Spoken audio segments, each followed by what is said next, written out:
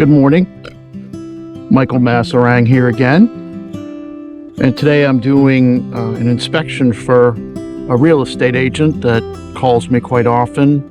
She's actually purchasing this home herself, so I got this call yesterday and only got a few days left to due diligence, so I fit this inspection in. Interesting, this was referred to us through licensed mold and air quality specialist. Did some testing here inside the crawl space. This is a beautiful home in Davidson, North Carolina, and it is encapsulated. It's a vented crawl space that was converted to an end cap probably about a decade ago, I think. And beautiful home. Walking around here to look at the vent wells and things, I already see here, this is a common problem, oversized bushes that really should be removed. Some of them are okay, but crepe myrtles and these hollies are so big that they're invasive and can cause foundation trouble.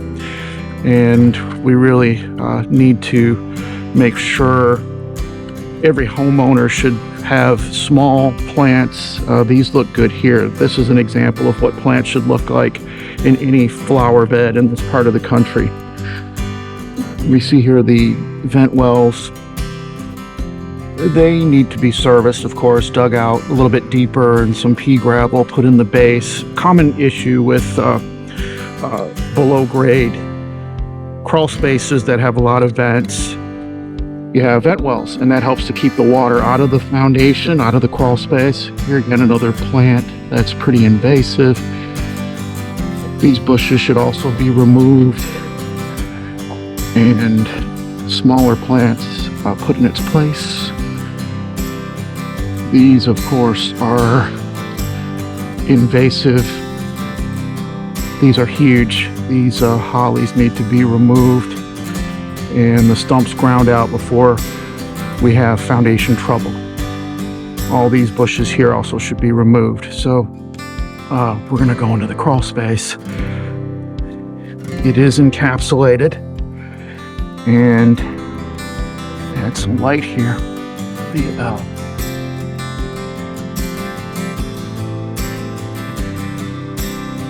You can see here the sump pump.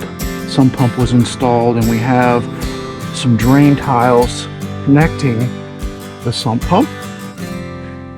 And we can see here's the HVAC unit.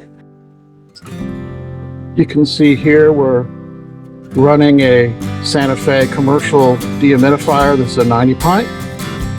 And for this square footage, certainly appropriate. Filter. Looks like it needs to be changed. That's a common thing with dehumidifiers. They should have a filter change at least once a year. This unit is set on a very aggressive dry setting, which is bringing the wood moisture down to 3, maybe 4%. It's a winter, February inspection, and there's really no need for this dehumidifier to be running today. It could be calibrated down to nearly 65, 68%, and that would be sufficient to keep this crawl space dry. It is a tape liner, and you can see quite a, it's probably 10 years old, I would think, because there's a lot of dust and debris on top of the liner. And you can see this insulation product was put on the curtain wall. Also something else. We have like a white encapsulant product. It's either a paint or an encapsulant product. And I really don't like those types of products because it traps the moisture inside the wood. And also the hygienist report discovered some aspergillus and penicillium. So there's been a little bit of regrowth in here over the years, which we'll take care of. Not a really big problem.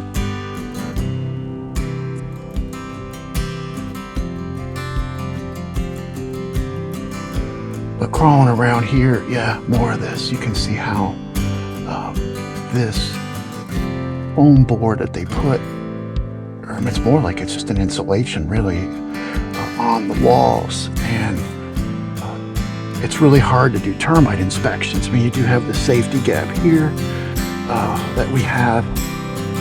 However, it's still really hard to do termite inspections in this part of the country when you have an encapsulation.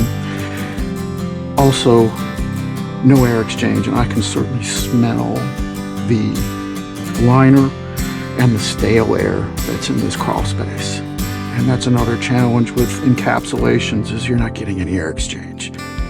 So